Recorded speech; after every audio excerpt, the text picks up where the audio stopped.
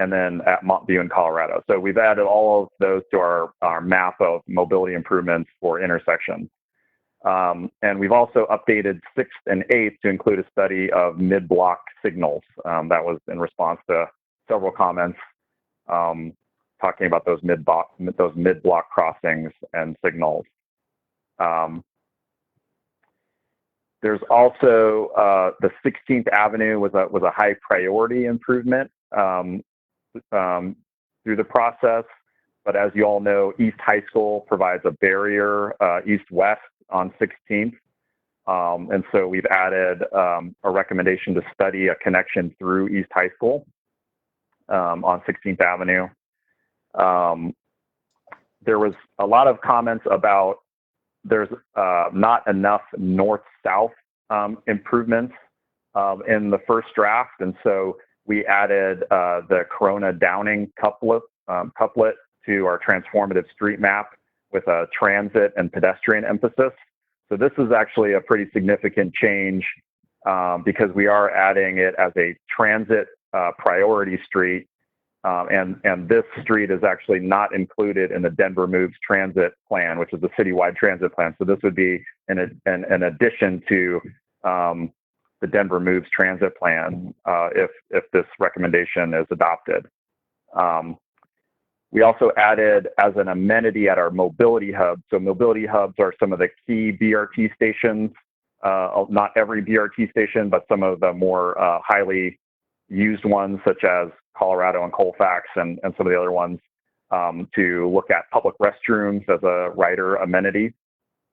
And then lastly, we talked about this at our last month meeting, to add language to the plan about additional BRT stations and changes in location be included in the next phase of study and design for the BRT project. All right, I will, before I get to the next chapter, I will again stop to see if there's any questions or comments on those mobility updates by the steering committee.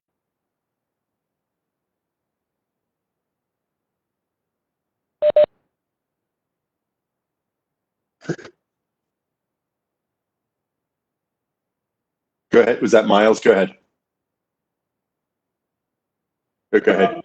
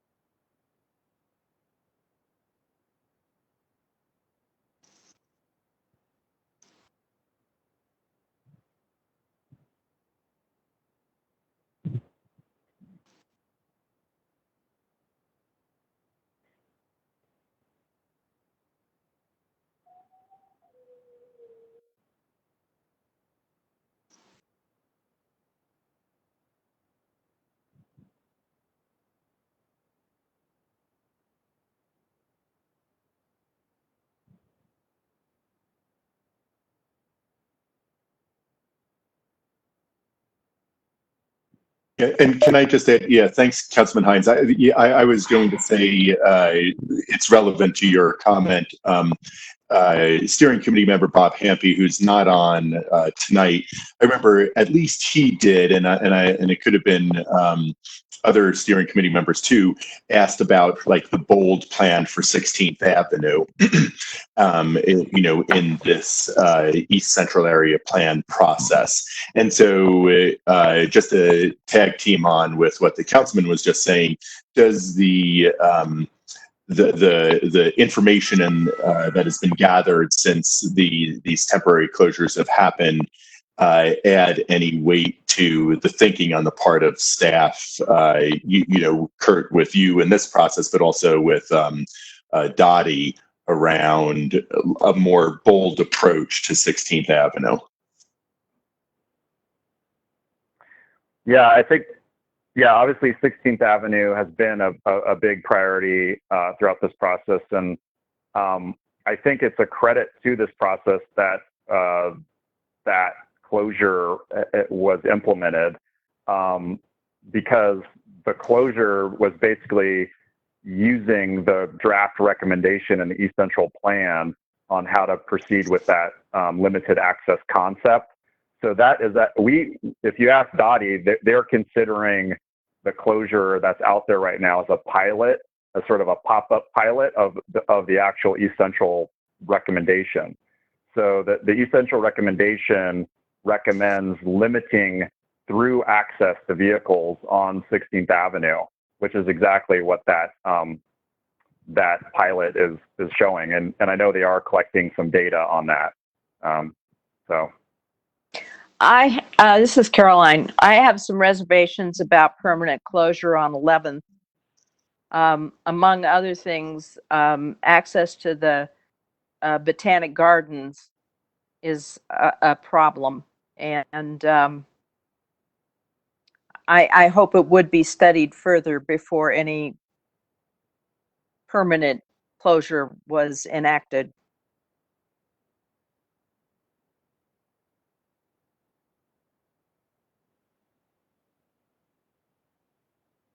Thank you, Caroline. Yeah, I think that is consistent with the plan recommendation. It does look at, again, studying all of these recommendations before any permanent improvements are put in. So that is consistent with the recommendation. Curt, do the study the recommendation about study go the other way too? That in light of what the councilman was just saying in terms of the overwhelming support for this. I mean, I personally can attest. I mean, like, I'm looking out at 16th Avenue right now. I live on 16th Avenue, and the number of families bicycling with their kids. I didn't realize there were this many kids living in Denver. It's just very clear now. So my question is, does the study go the other way, that there will be rigorous study on the part of the city and Dottie, et cetera, on whether or not to take away the shared streets from what has already been instituted in a temporary situation? Yeah, I think that's good feedback. We'll check the language, because it's my understanding that it's not just a study of vehicular traffic patterns, but it's also a study of pedestrian, bicycle, and crashes and injuries. So it should be looked at holistically. Obviously, I think that's what's happening, but we can make sure that that's memorialized in the plan language. We'll do a double check.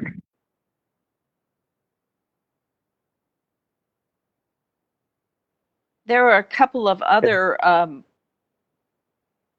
areas that I have some questions about that have been recommended. Gaylord Street, closing Gaylord Street from 12th to 16th. There's no traffic light on Gaylord Street in Colfax, but there is one at Race, and Race is a much wider street, so it could accommodate a protected bike lane as well as on-street parking. And then the recommendation to take a lane of traffic out of Clarkson and Washington. Some of the neighbors in that area that are farther south, outside of this of the East Central area in Alamo Placida, as well as the folks who live along Clarkson, have expressed some real reservations about that. It made more sense to move it over to Grant Street and get rid of one of the 3 traffic lanes on Grant Street. Okay, yeah, that's good feedback. We can take that suggestion back to our transportation team. So, and specifically on why that corridor and why not Grant, and we'll get an answer for you, Caroline. I think the first part of the question about any kind of repurposing of either a parking lane or a traffic lane would be looking at more regional impacts to multimodal transportation, including traffic. So just to emphasize that's part of all of these recommendations before anything is installed, to look at those impacts and including community input on those impacts. But we can follow up on the specifics of your suggestion on grant. Thank you.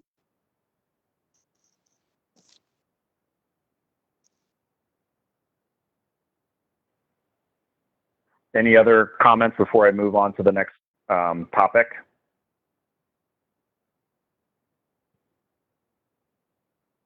Okay, the second to last topic is quality of life infrastructure. And so one of the updates we made was to the recommendation for historic parkways. So this is Park Avenue and 7th Avenue. We had some interaction and engagement with Historic Denver on making sure we're emphasizing the historic parkway design guidelines and the Park Avenue ordinance and any changes that we're recommending for pedestrian and bicycle improvements along the historic parkways. And so we made sure to add that language in to make sure that those historic features and guidelines are respected. We also recommended some process improvements on how those get interpreted, and bringing in more stakeholders such as the Denver Landmark Preservation Commission as part of the review of some of those improvements on historic parkways. We added the City Park Esplanade as a green street. So green streets are opportunities for green infrastructure. So that's landscaping and beautification that has integrated stormwater management in them. So we've added that corridor as an opportunity for those types of improvements. We also updated the language for the idea of a new public park in the eastern portion of Congress Park, and added in some design language about mitigating impacts from the traffic along Colorado Boulevard, and making sure that there's elements of an active use park and not just what we consider a passive use park. So a passive use park would be one without any kind of recreational equipment, and is more more aesthetic. But the feedback we heard in the first draft was to make more of a active neighborhood park. Okay, so that I'll stop there quickly, and before I move on to economy and housing. There wasn't a lot of substantive changes to quality of life, but wanted to stop there before we move on to economy and housing for a steering committee feedback. Is there a particular parcel for that new park in on the eastern edge of Congress Park? Yeah, we've identified a good opportunity for that is there's a very large surface parking lot as part of the National Jewish Campus that has the community garden on it today. It's right next to the substation. So we have an illustrated rendering of that site that shows how that could be transformed into a public park. That's the campus parcel is really the best opportunity for acquisition of public open space, and it's right in that area that's in what we call a recreation desert or a limited access area for a park on that eastern portion.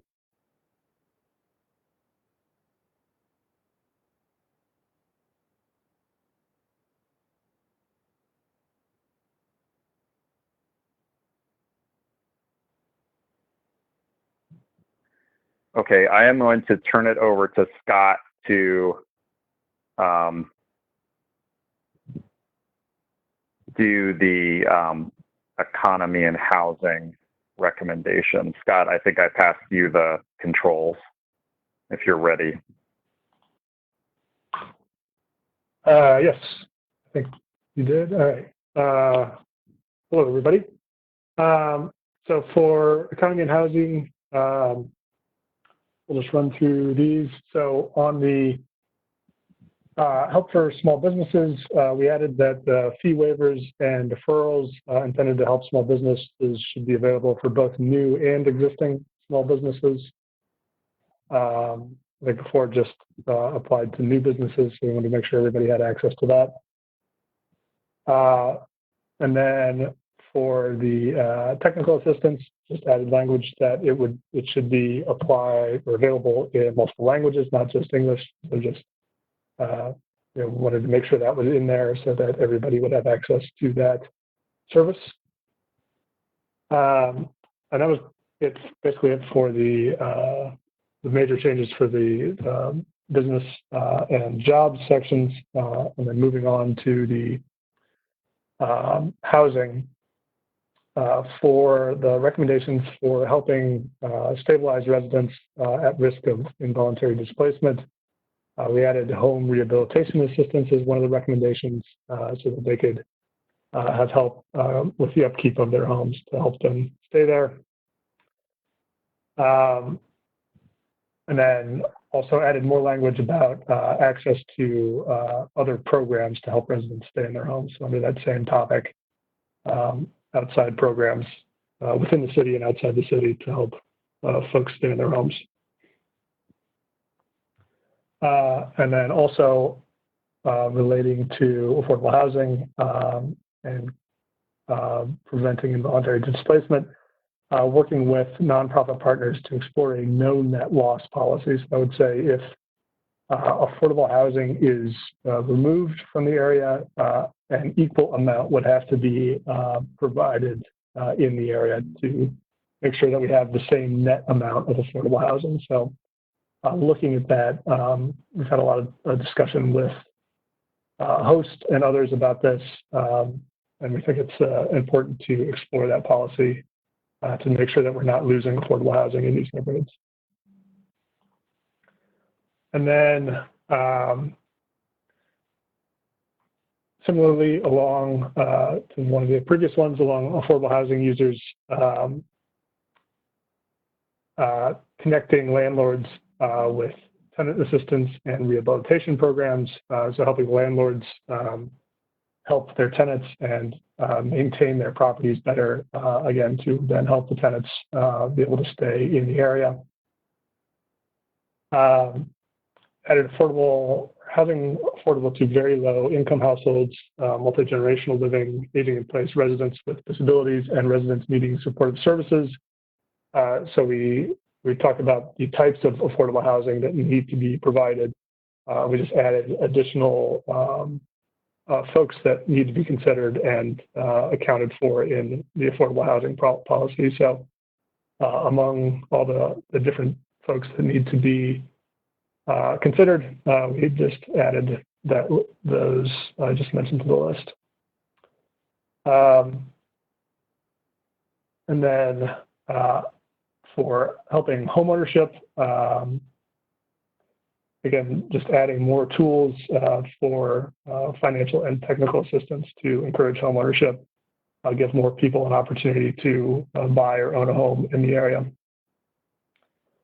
And then under the social services recommendations, just further strengthen those recommendations, including looking at alternative housing models to help people experiencing homelessness get into housing. So just looking at all different types of housing models that could accommodate them.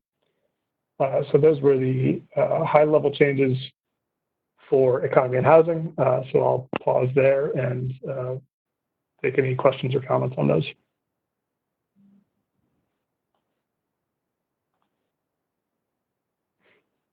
Also noticed in the chat stream, Myles is still having some issues with his phone.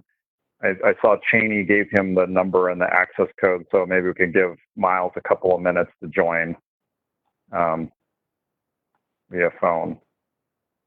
Okay. So if anyone had any questions or comments, this would be a good time to stall.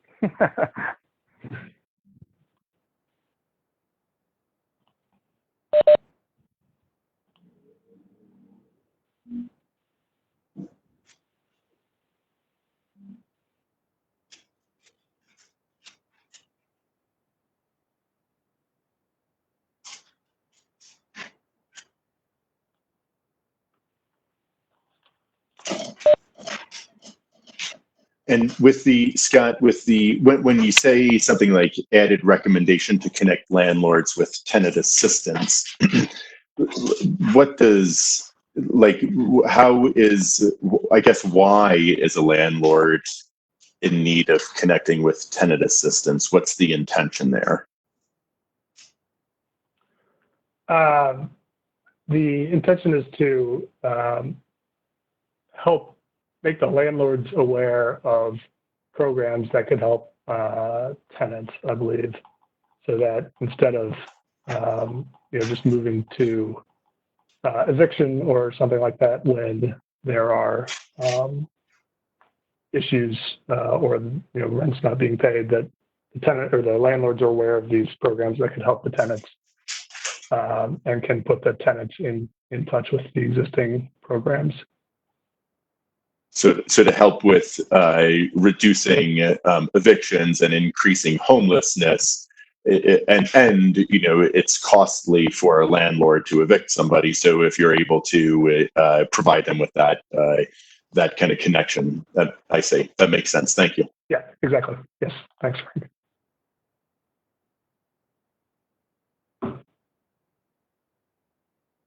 See, Jimmy has his hand up. Jimmy, did you have are you trying to speak? Oh, no, sorry about that. No, Caroline has her hand up, unless that's from before.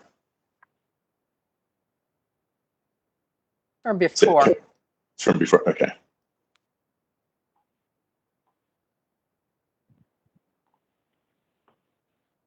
Okay, it looks like Myles is still having some issues, so we're going to move on. We'll have to circle back with and get his feedback on some of these at a follow-up meeting.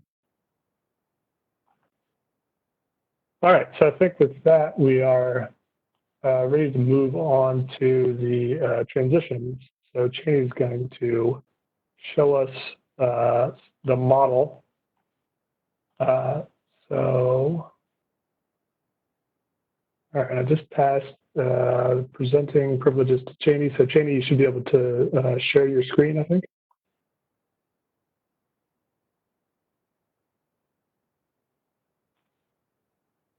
There we go. All right, take it away, Cheney. So I am going to walk through, this is a recommendation. If you'll recall, we talked a lot about it last steering committee and heard particularly from Buzz, who really wanted to feel and see in more detail what the transitions look like. He wanted to hold them in his hand, but we had to tell him it wasn't a physical model. It's a virtual model, and that's this program that I use. So this is the easiest way to go about it. We do have a lot of still shots like this one that I'm starting on in the plan to explain a lot of the topics, but we understand that they are difficult topics to grasp in one still image. So I'm just offering to fly around the model for a little bit here and talk about in a little more detail what we've modeled in terms of these transitions first. So if we look kind of this way back towards Colfax, you can see National Jewish here behind. And I apologize for efficiency. We did not model the backs of the buildings. But the intent of this view is to show a couple things. It is to show how our recommendation of having these side, so this is the side of a Colfax lot. And right now, the only, there is a requirement, a minimum of 25% of this has to be built at the built to line. But that doesn't preclude a building from going 100% to the build to line. And that, let me just turn on a little box here. So basically this is what today is in terms of the transition standards today, is that the building could come all the way to the property line.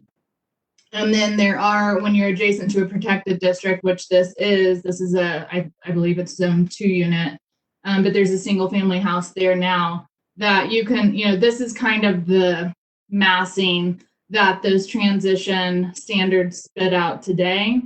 And so we are talking about modifying those transitions to, step back when you are adjacent to a single unit or 2-unit structure to match the setback. So you can see here, we've shown that this building is stepped back, and we also talk about, compatible uses and using datum lines that are similar.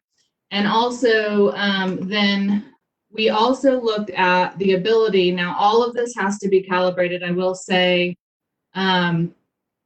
details are still to be worked out, but in concept, it's pushing back to meet the side or the front setback of contextual buildings. And there is, we think, an opportunity to also look at that second step back being pushed further towards Colfax to let in more light and air for those properties. That might include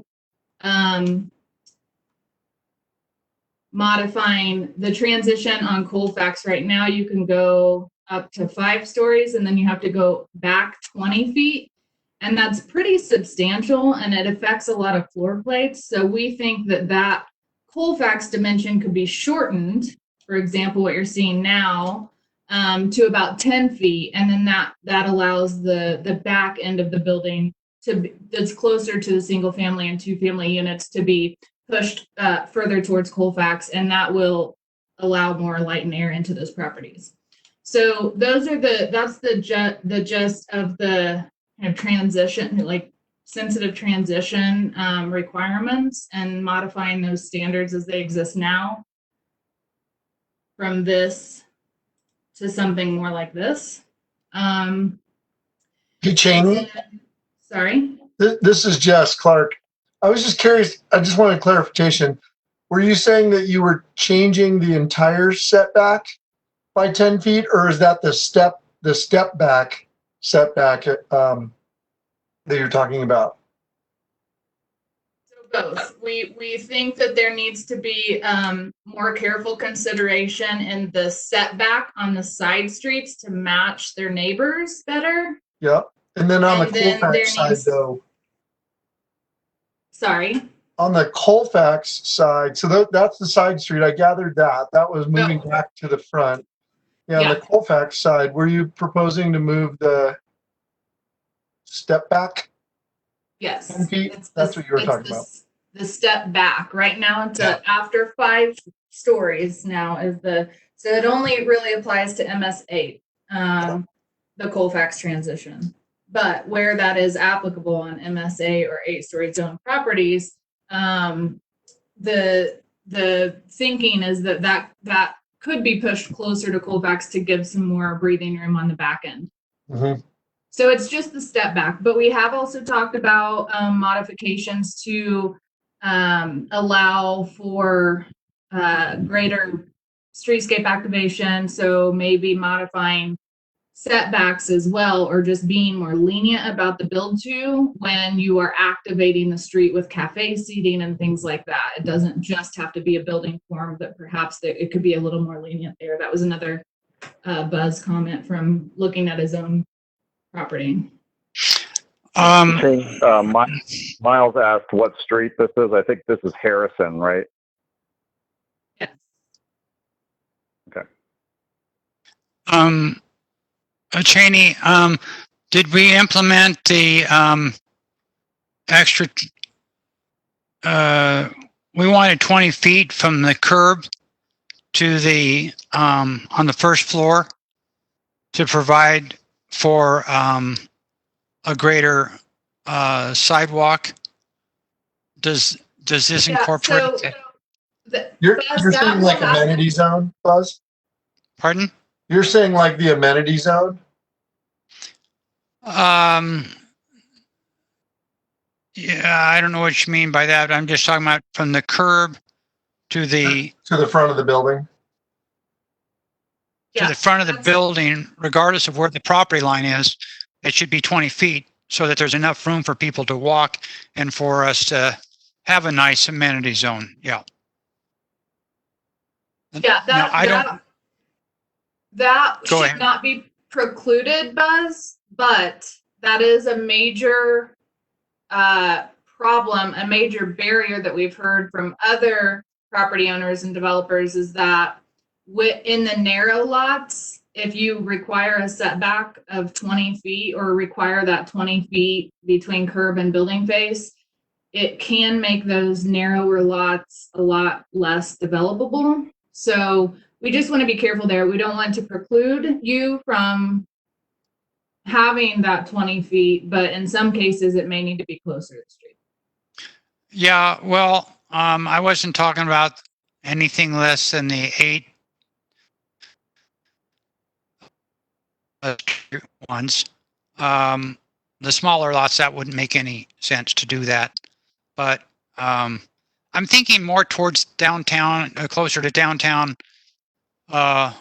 close but to the Capitol. The sidewalks are so narrow there that it's very hard to navigate, and I think it isn't. I think it's hurting the viability of the street.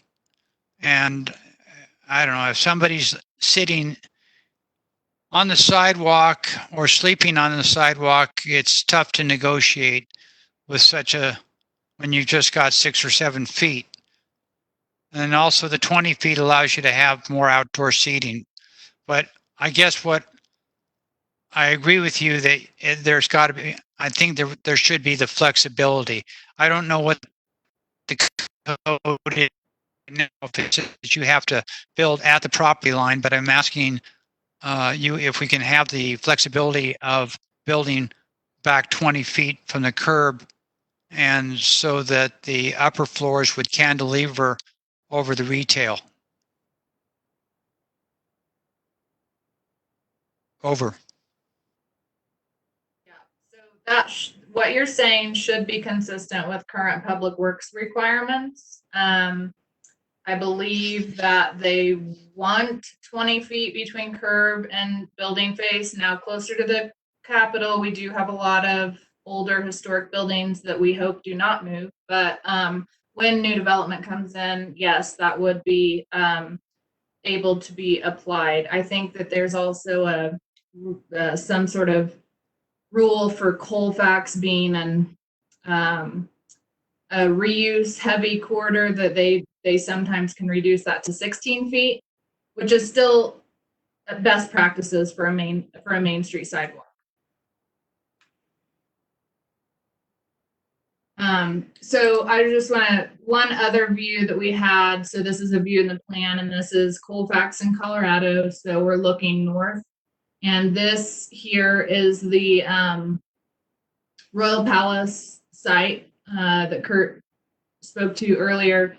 And so I just quickly made one of those boxes for that as well to show what 12 stories would look like. Now, again, the comment, I just will move forward with what Curt had mentioned. This is, a pretty narrow lot. I think it's 100 feet or so deep. So it's even more narrow than a lot of our Colfax lots. So just showing what that box would look like. But this is the recommendation to move forward with 8 max there. And this shows, 12 stories on the corner, stepping down. So we can move around, but those are the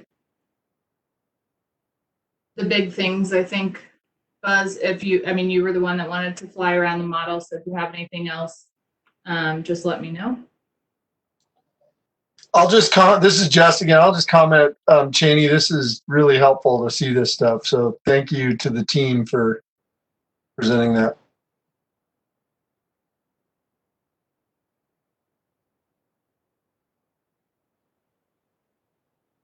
Cheney, were you going to show any other models, or just this one? Well, I did have the so this is Argonaut here. Myles, to answer your question, yes, we did look at shadows. I can't turn on shadows or my computer will blow up. This model is so big at this point, and it takes about 20 minutes for them to show up. So yes, we did look at shadows, but I can't turn them on right now to be effective. So this was the view that we used. This is showing an incentive. So this is the police station site at Washington and Colfax. So here's Argonaut. This is oh my gosh, thinking place. The Grateful Dead bar, whatever. Banchos. Yes. So showing an adaptive reuse concept for that building with adding in some office perhaps behind. You can see some townhouses over here, but the big idea here is that this would be an incentive property, and it's zoned MS 8 now, so it would be able to go to 12. And so this is what 12 stories looks and feels like from Colfax. I did go to another, like here, if you grab your beer and walk out of Argonaut. So this is kind of what it feels like. And this would have, that has that same kind of looking at the transition standards of both stepping back on Colfax after a certain height. And this isn't a protected district in particular. So there are, it's more lenient, I would say, but it's also a more urban context, and this is to be expected. So again, following best practices here, but. I think all these setbacks really help the architectural look of the total structure, because it articulates at different points, and it just a much better look, more acceptable than just going up straight 8 stories, 5 stories, whatever. I like the looks of this because this also showed, I just wanted to point out some open space, because it is a city-owned parcel, and I believe this made it in the plan, but I'm speaking like we studied this. Scott, you might have to truth this, but we did kind of prioritize some open space because it is a city-owned property on that lot, the police station. Doesn't have to be in this exact location. We're just considering that an opportunity. Yeah, that's still in the plan.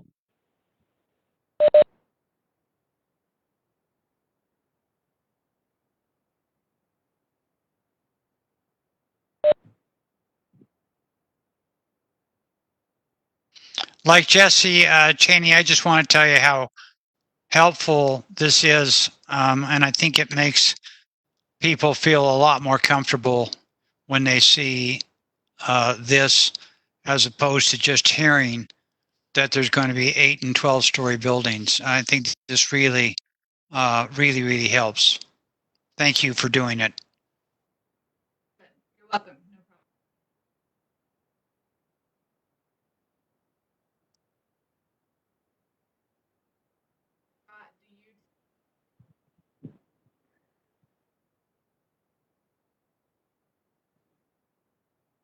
Okay. If there's no other feedback on the models, I will continue with our next item. Hey, Curt, before we move on to that, yeah. Myles, try speaking now. I just unmuted you, so maybe that could help, or maybe not. Can you hear me? I can. Yep. Can you hear me? Myles. So I was muted on the computer, but not on the phone. Okay. Right.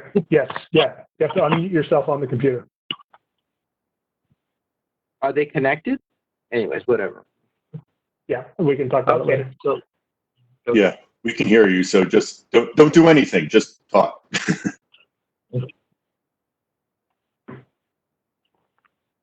Myles, do you want to? We have some time. We're a little ahead of ourselves on the agenda. So if there's something you wanted to catch up on from a previous slide, please do.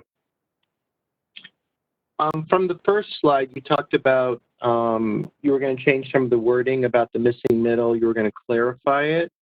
Are we going to cover that?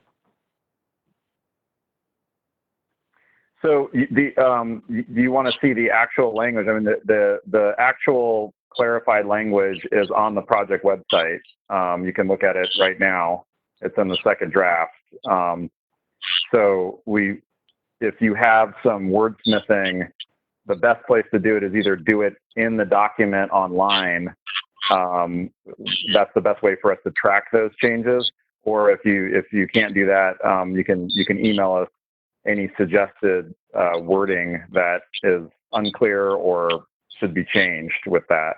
But for the purposes of the committee meeting, I don't think we have the time to wordsmith all of these recommendations.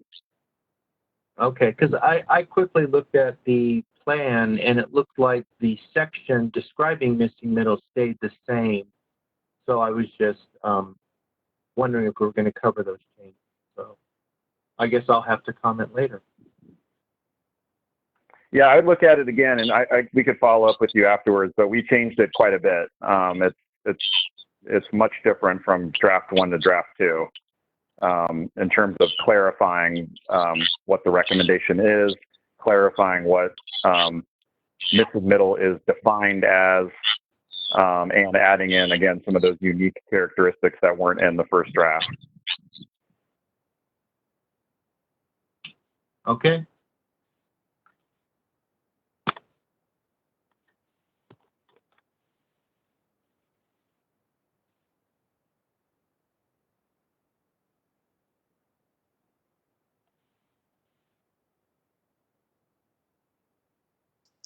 As long as you've got this up, I'd like to get some clarification what happened to the exemption for parking on the small lots. It's the bottom bullet. Yeah, so that's also added in there, and Buzz, we can help you find the specific language if you're having trouble, but it's in the Colfax section. And what we've said is that we should evaluate our parking requirements for all small lots.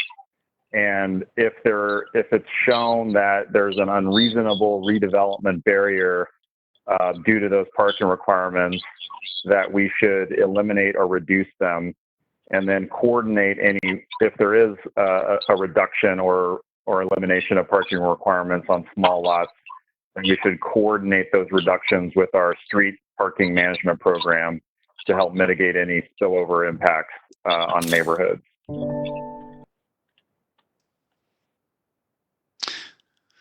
Whatever. I mean, it's very ambiguous. You know, a small lot now is defined as, is it 9,200 square feet or less? Is that correct? 6250 is a small lot exemption. This is not just applying to 6250 lots. This is applying to any lot that's zoned MS3, which is basically all the small lots along Colfax. Yeah, but I thought I heard Cheney increase the small lot size up to about 9,000 square feet.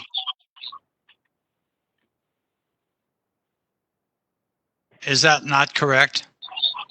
We don't have we don't say in the current recommendation that parking reduction should only apply to specifically sized property like a 9,000 square foot or less. That's not in the recommendation. It's broader than that. Well, it's just tough to know what a small lot is. And I thought that we got that defined. And what I think I'm hearing you say is that it's not defined. Well, again, there's a current exemption in the code now for small lots of 6250. So there's nothing to be done there. There's no parking requirements for those small lots. What we're saying is that the MS3 zone lots along Colfax, which are the ones that are smaller and narrower and harder to develop, we should be looking at parking reductions or eliminations of parking on MS3 zone lots. Okay, I agree with that.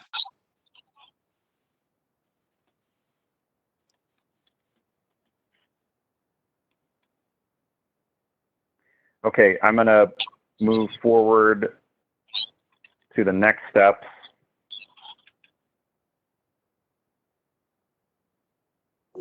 And just a reminder, I know that I've got somebody mowing the lawn in the background here, so if we're not talking, it's best to mute your phone. Myles, in your case, mute your phone, but with other people, it might be your computer, and then unmute when you want to talk. Thanks. So as I mentioned previously, we have a second public review draft that's open to the end of the month until July 1st. We will continue to do outreach to those underrepresented demographics that I presented at the first part of the meeting. We are looking at partnering with some of the resources in the city that's doing outreach on COVID-19. And we're doing sort of joint information on COVID-19 resources, as well as how to participate in the East Central Plan, whether that's, if you have a computer or without a computer, you can call us and we can provide you information. We are looking to hold our final steering committee meeting on August 20th. So we wanted to check with everyone here tonight to make sure that that August 20th is not a meeting that one of you cannot participate in if you have prior commitments, because if so, we will look at trying to move that. We're really trying to make sure that everyone can attend the final meeting, because the final meeting will be asking you to make a formal recommendation on the plan. So I can stop here for a second. If anyone knows that they have a conflict on August 20th or needs to kind of check their calendar, I'll pause there for a second.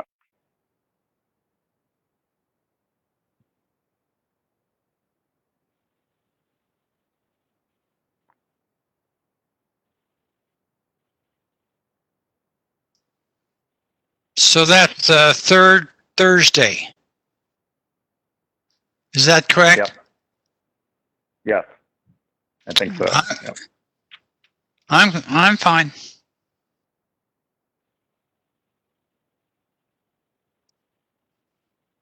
Okay. This is Jesse. And then. Oh, sorry. Yeah, go ahead. Well, this will sound funny. That's my anniversary, so I need to check to see if I have any plans that evening. It's also my birthday on the 20th. We might have a family dinner, but I'll make it work. It's my only 44th birthday, so it's nothing special. So I need to, obviously things are a little different. It's not like, but anyway, I will double check with my wife to see if we're going to do something that evening or the night after. Okay, well, those are, birthday and anniversary family thing. Can we maybe have a just like the Wednesday? Like, can we just, since it's 2 months away, can we just ask everybody if the Wednesday? Yeah, well, I don't want to get into picking the date tonight. I think we remember if we tried to do that earlier in the process and it was a train wreck. So I think what we'll do is we'll follow up with a doodle poll and see if we can find a date that works best. But we're targeting that later half of August to have our final meeting. So we'll follow up with a doodle poll and hopefully we can find a date that works for everyone. Well, and if Jimmy can make it happen and it's not a big deal, then I would say we don't have to really worry about it all. So why don't we see if we can just leave it where it is for now, tentatively. Okay, let me run it by the wife. So, okay. Yeah.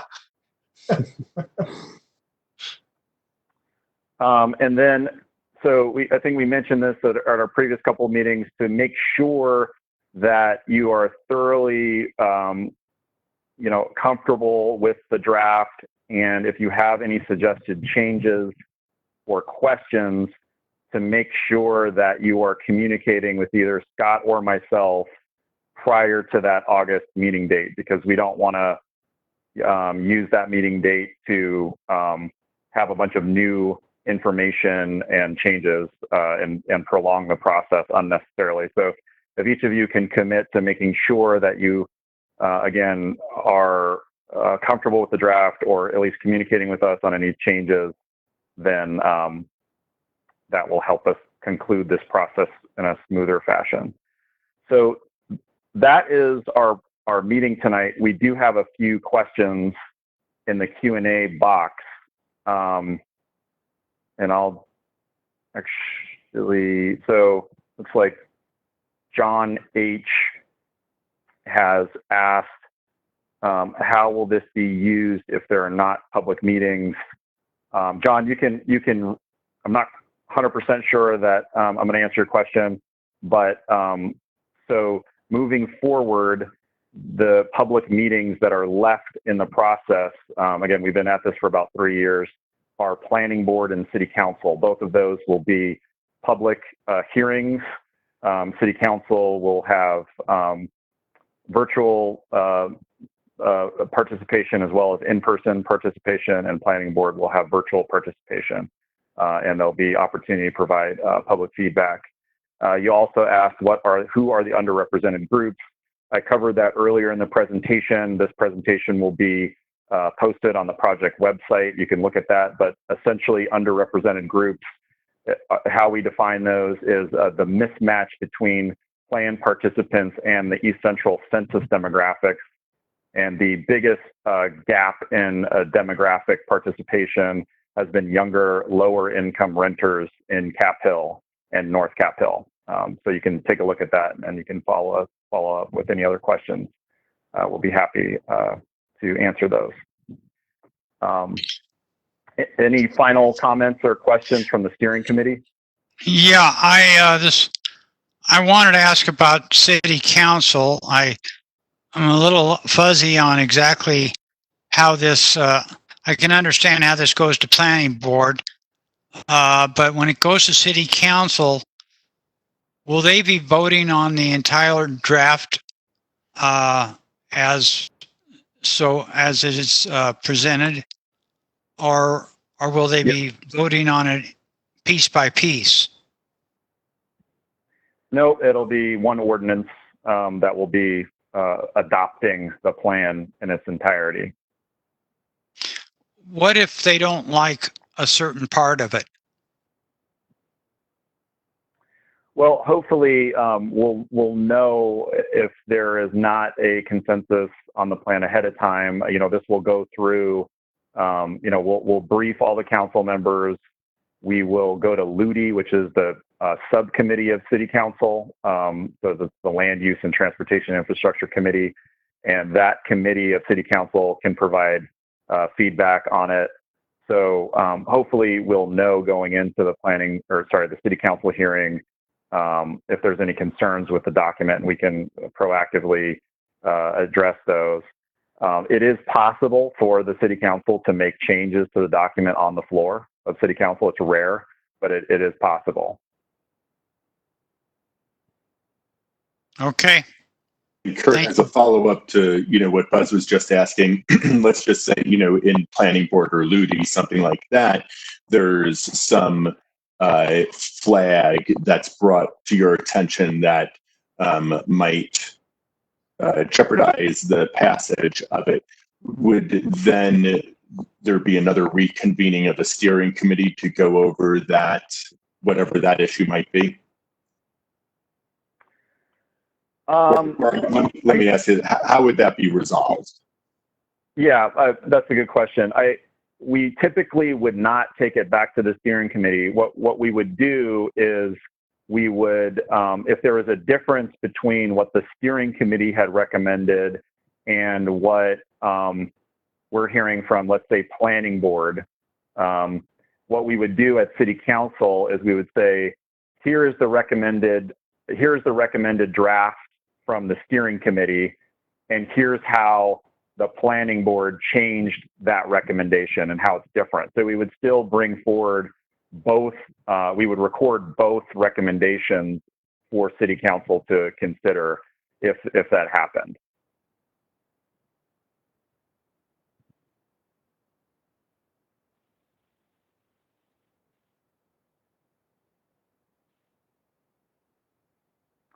All right. Well, thank you all very much. Curt, just one of, I'm sorry, I see John H. asks, does Ludi vote on it? And I think the answer is Ludi votes on it to pass it off or up to city council, correct? Right. So the role of Ludi is to just say that this is ready for advancing to city council for a decision.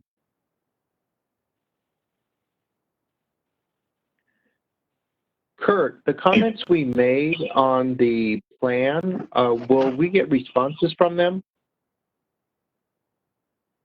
Yes, I think we can send you those. They're in a spreadsheet right now. We're having some trouble making those legible on our website. It's really just a website issue that's causing that delay. But I think Scott chime in. I think they're close to resolving that, and we can get those posted relatively soon. Can you jump in? Yeah, we expect to have those posted next week, hopefully early next week, so everybody can see all of the comments that were made and our response to each of the, as Curt said, nearly 2,500 comments we got on the first draft of the plan. And I think on the website now there's some responses to the more substantive ones, but it's a subset of those, and we have the full documented spreadsheet awaiting.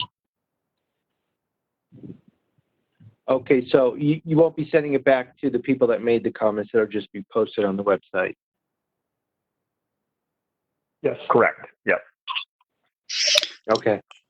Will what Cheney presented to us, will that be incorporated into the draft? It is. So both of those models that Cheney presented are in the draft plan.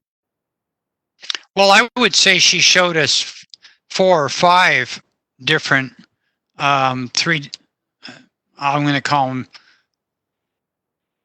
visual 3D models, but they're still very valuable. Yeah, what we can do, Buzz, is we could show you the views that are in the draft plan, and if there's some different views that you think would be helpful that you saw tonight that are not in the plan, we can add those. So we'll follow up with you on that. Well, just on the surface, I think everybody would be in agreement with this. Everything that she showed us, I think should be diced into the draft. And then they can see what the difference between the 5-story, 8-story, 12-story, 20-story. I just thought that was great what she had, and I think that council would be going into this with their eyes wide open if we got all those into the draft. I think right now you've got limited to about 2 of them into the draft. I think she showed us about 5. Okay, we'll double check that. Can you tell me, so what Cheney showed us, that will be the design guidelines that will be worked on for the future? No, the models are purely illustrative for, testing different lots, and they were kind of used to inform to our general plan recommendations. But any changes to design standards and guidelines would have an additional process of analysis. My understanding, this is Jesse, my understanding is those were massing models to help us see what that means. Correct? That's right. Yeah, But- They're just massing Yep. models. So But he was talking about changing setbacks in certain areas, but we're not specifically talking about that in the plan, are we? So I could point you to the recommendation, Myles, that recommends looking at some of the concepts that she illustrated. One is that side street setback, making the side street setback more consistent with those adjacent residential properties. So that's what that concept illustrates. But again, it doesn't get into the specific feet of that setback. That's done in a regulatory process with additional analysis. And the same with the upper story height setbacks. That model shows the concept of how that looks, but the specific feet happens during the regulatory process. right. So we're approving the idea. Right. Yeah. So the plan language guidance says increase those setbacks to improve the transition between taller buildings and adjacent residences. But the specific details still need to be figured out.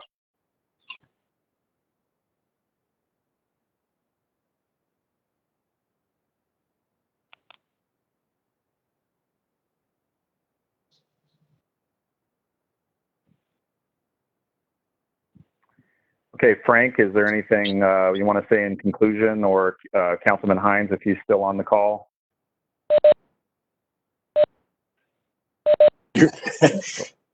Councilman Hinds is not on the call, as you just heard him testify.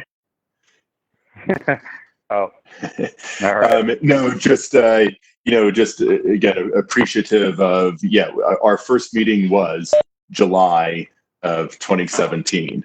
And this is June of 2020. So this is the 36th month that we've all been at this. So amazing progress in the midst of everything. Thanks to everybody, whether you're on the steering committee or not, and with all the comments. And we will reconvene again on August 20th, unless the doodle poll tells us something different. Thank you, Curt, Scott, the team, and we'll talk to you soon. Thanks, everyone.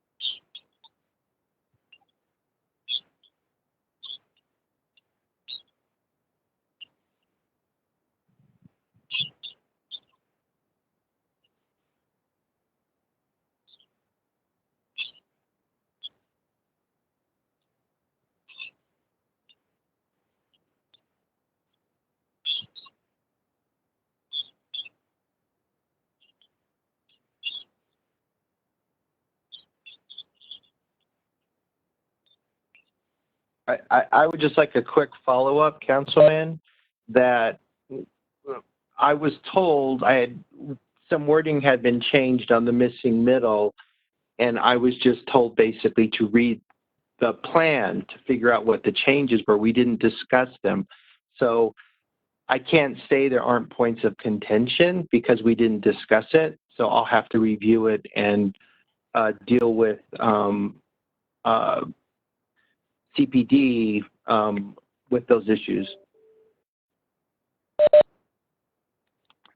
Yeah, and thanks for that, Myles. And again, I want to emphasize this thing at the bottom on the slide that you're looking at to make sure that everyone, including Myles, but everyone, that's a good reminder to make sure that you review the draft and look at those details and be prepared to bring those to the steering committee so we can discuss them. Because at the steering committee, we're kind of summarizing what changes were made. But unless there's some specifics that are brought, we're relying on the committee members to provide that feedback.